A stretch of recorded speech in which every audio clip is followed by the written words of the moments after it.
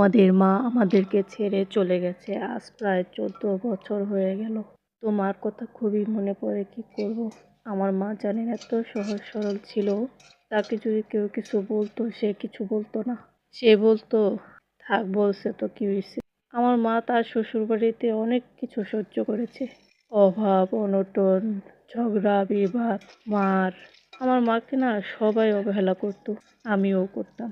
আমার মা এত সরল সোজা ছিল, এত সরল সোজা ছিল যে সে প্রতিবাদ করতেই জানতো না।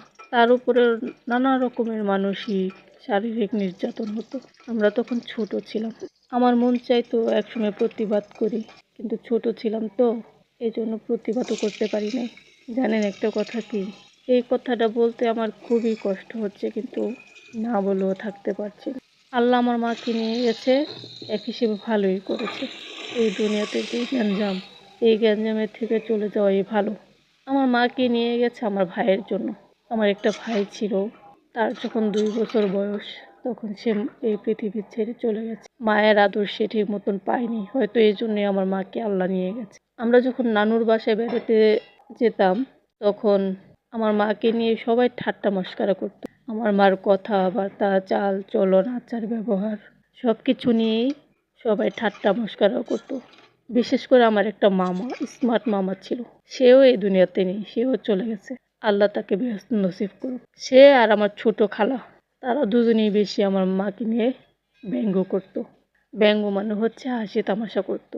আর আমরা যখন নানুর বাসায় বেড়াতে যেতাম তখন যে মামা আমার মারা গিয়েছে সেই মামা আমাদের বলতো আমরা নাকি ভ্যাটালিয়ান। কেন জানেন? কারণ আমরা 5 ভাই বোন, মা বাবাকে নিয়ে 7 জন। তাদের ফ্যামিলিটা ছোট ছিল। এখন সেই মামা নাই, কিন্তু যখন আমরা নানুর বাসায় বেড়াতে যেতাম তখন সেই মামা ছিল, আরও 3 মামা আছে। আর সেই মামার একটি মেয়ে ছিল, বর্তমানে তার 3টি সন্তান, 2টি যমজ ছেলে আর একটি মেয়ে। আর এই সেই মেয়ের ঘরে আবার 2টি মেয়ে জন্ম নিয়েছে। তো সেই মামা যদি এখন থাকতো তাহলে তাদের ফ্যামিলির সংখ্যা আমাদের থেকেও বেশি হতো। যাই হোক, সেই মামাকে আল্লাহ বেহেশত নসিব করুক।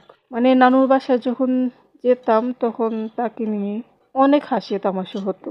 মানে ছোট ছিলাম তো, কিছু কিছু কথা মনে আছে, যেগুলো মনে আছে সেগুলোই আর কি বলছি আপনাদের। মানে আমার ভীষণ রাগ হতো, আমি চাইতাম যে প্রতিবাদ করি, কিন্তু কি করব, ছোট ছিলাম তো, এই জন্য প্রতিবাদ করতে পারিনি। কিন্তু যে প্রতিবাদ করতে পারতো সেও তাদের সাথে তাল মিলিয়ে ব্যঙ্গ করতো, হাসি তামাশা করতো। আমার মেয়ে মাকে নিয়ে হাসতো। আমার মা তো বুঝতে পারতো না তাকে নিয়ে যে ঠাট্টা মশকরা হচ্ছে। আমার মার কিছু কষ্টের কথা আপনাদের সাথে শেয়ার করলাম, জানি না কেমন লাগবে।